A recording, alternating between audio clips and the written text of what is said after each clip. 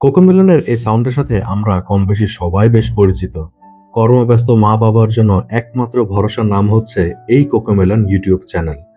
আপনারা কি কখনো লক্ষ্য করে দেখেছেন যে আপনি যখন আপনার সেই চঞ্চল কিংবা দুষ্টু বাচ্চাটিকে এই কোকোমেলনের একটি ভিডিও ছেড়ে বসিয়ে দেন, তখন সে ঘন্টার পর ঘন্টা পার করে দিচ্ছে এই একটি চ্যানেলের ভিডিওর মাধ্যমে। কি আছে এই ভিডিও চ্যানেলটিতে? কি ইউজ করা হয় এই ইউটিউব ভিডিওগুলোতে? কোকোমেলন চ্যানেলের সেই ফ্যাক্টগুলো জানার পর আপনি হয়তো দ্বিতীয়বার ভাববেন যে আপনার বাচ্চাকে এটি দেখাবেন নাকি দেখাবেন না। চলুন শুরু করা যাক। কোকোমেলনের যাত্রা শুরু হয় 2006 সালে জেজিয়ন এবং তার স্ত্রীর হাত ধরে। ওই সময়টাতে তারা বাচ্চাদের জন্য বেশ কিছু শিক্ষামূলক ভিডিও বানানো শুরু করেন।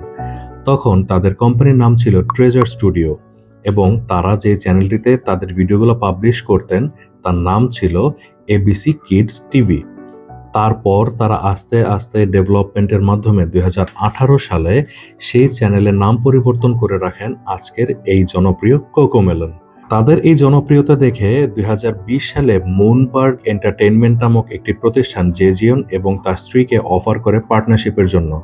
তারা সেই পার্টনারশিপটি অ্যাকসেপ্ট করেন এবং তার পরপরই 2021 সালে ডিজনিতে প্রাক্তন কর্মকর্তা যারা ছিলেন তাদের একটি হাউস ছিল, সেই হাউসের নাম ছিল ক্যান্ডেল স্টুডিও এবং তারাও তারপর তাদেরকে অফার করেন এবং তারপর থেকে 2021 থেকে আজ পর্যন্ত এই কোকোমেলন চ্যানেলের ওনার হচ্ছেন জেজিয়ন এবং তার স্ত্রী এবং সেই ক্যান্ডেল হাউস। 2024 সালের রিপোর্ট অনুযায়ী এই কোকোমেলন চ্যানেলটি হচ্ছে third most subscribed and most viewed YouTube channel. 160 মিলিয়নেরও বেশি সাবস্ক্রাইবারদের নিয়ে কোকোমেলনের যাত্রা এখনো থেমে নেই, তারা উপরের দিকেই উঠে যাচ্ছে।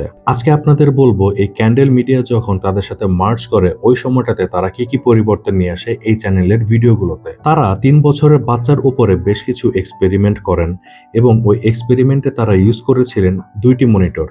একটি মনিটরে রাখা হয়েছিল যে রিয়েল ফুটেজের রিলেটেড কিছু ভিডিওস এবং আরেকটি মনিটরে রাখা হয়েছিল অ্যানিমেটেড ভিডিওস। যখন বাচ্চাদেরকে রিয়েল টাইম ফুটেজগুলো দেখানো হচ্ছিল, বাচ্চারা তখন ততটা অ্যাট্রাক্টেড ছিল না মনিটরের দিকে, কিন্তু যখন তাদেরকে দেখানো হচ্ছিল সেই অ্যানিমেটেড মনিটরে যখন প্রতি 3 সেকেন্ড পর পর কিছু সিন চেঞ্জ হচ্ছে এবং যে কালারগুলো চেঞ্জ হচ্ছে, সেই দিকে বাচ্চারা বেশি অ্যাট্রাক্টেড ছিল এবং এই জিনিসটি লক্ষ্য করেন রিসার্চার যারা ছিলেন তারা সবাই। তারপর থেকে কোকোমেলনকে ঠিক অন্যভাবে সাজানো হয়। তারা এটাতে ব্যবহার করেন ওভার স্যাচুরেটেড কালার্স অ্যান্ড খুব ফাস্ট চেঞ্জিং কিছু অ্যানিমেশনস, যাতে করে বাচ্চাদের যেই আকর্ষণ আছে তা ধরে রাখা যায়। এবার আপনাদের সাথে শেয়ার করি যে কেন এটি এতটা জনপ্রিয় হয়ে উঠল। যখন বাচ্চারা তাদের মন মতো কোনো কিছু পেয়ে যায় তখন তারা তার দিকে বেশি আকৃষ্ট হতে থাকে।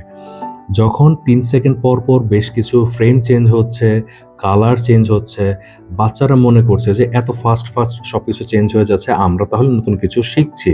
তখন তাদের কাছে বাস্তব জীবনটাকে মনে হচ্ছে যে খুবই স্লো।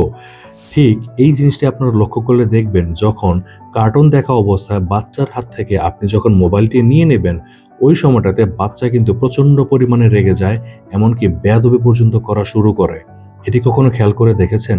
যখন আমাদের ব্রেনে ডোপামিনগুলো রিলিজ হয় তখনই আমাদের কিন্তু মনের মধ্যে শান্তি লাগা শুরু হয় এবং ঠিক এই জিনিসটারই ব্যবহার করেছে ক্যান্ডেল মিডিয়া অ্যান্ড জেজিয়ন এবং তার স্ত্রী। সো এখন থেকে এই কোকোমেলন চ্যানেলটি যখনই বাচ্চারা দেখতে থাকে তখন বাচ্চারা এর দিকে এতটাই আকৃষ্ট হয়ে যায়, তারা খাওয়া দাওয়া, তাদের যে ঘুম, তাদের চলাফেরা সবকিছুতে ব্যাপক একটি পরিবর্তন আমরা লক্ষ্য করলে দেখতে পাই। কোকোমেলন চ্যানেলটির জন্য এমনও দেখা গেছে যে বাচ্চারা কথা পর্যন্ত শিখতে দেরি করছে। কেন হচ্ছে? কারণ তারা সেই মোবাইলটিতেই আকৃষ্ট হয়ে বসে আছে। এতক্ষণ তো আমরা বললাম যে বেশ কিছু ক্ষতিকর দিকগুলো, তাই বলে কি ভালো দিক নেই? হ্যাঁ, ডেফিনেটলি আছে। আপনার বাচ্চা বেশ কিছু শিষ্টাচার কিংবা কিছু কথা বা কার্টিসি যেগুলো আছে, যেমন থ্যাংক ইউ, ওয়েলকাম, এই রিলেটেড যে বেশ কিছু কথা আছে, সেই জিনিসগুলো তারা কিন্তু এই কোকোমেলন চ্যানেলটি দেখেই শিখছে। বিভিন্ন গবেষণায় দেখা গিয়েছে যে অতিরিক্ত স্ক্রিন টাইমে কিন্তু বাচ্চা এমনকি প্রাপ্তবয়স্ক মানুষের জন্য ক্ষতিকারক। এখন আমরা এই এআই এর যুগে এবং ফাস্ট মুভিং এর যুগে আমরা অনেক কর্মব্যস্ত থাকি সারাদিন। আমরা বাচ্চাদেরকে নিজেদের মতো করে সময় দিতে পারছি না, তাই আমাদের স্ক্রিন টাইম দিতে হচ্ছে, এটা আমরা এখন বাধ্য হয়ে গিয়েছি। কিন্তু মেক শিওর যে আপনি যখন আপনার বাচ্চাকে ফোন বা স্ক্রিন টাইমিং দেবেন তা যেন 1 ঘন্টার বেশি না হয়।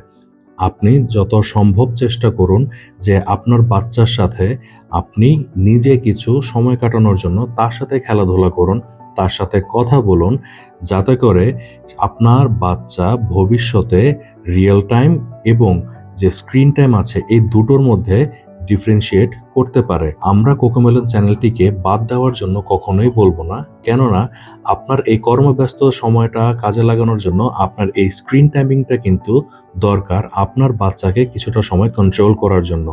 কিন্তু আপনার বাচ্চাকে যদি আপনি স্ক্রিনের উপরে ছেড়ে দেন, তাহলে আপনার বাচ্চা হয়ে যাবে স্ক্রিন টাইম কন্ট্রোলড একটা পার্সন। সে কখনোই আর আপনার কথা কিংবা আপনার কাছ থেকে কোনো কিছুই শিখতে চাইবে না। সো এবার ভেবে দেখুন যে আপনি আপনার এই কোকোমেলন চ্যানেলটি কতক্ষণের জন্য আপনার বাচ্চার হাতে দিতে চান এবং আপনার বাচ্চাকে আপনার মতো করে মানুষ করার জন্য কতটুকু সময় আপনার কাছে আছে।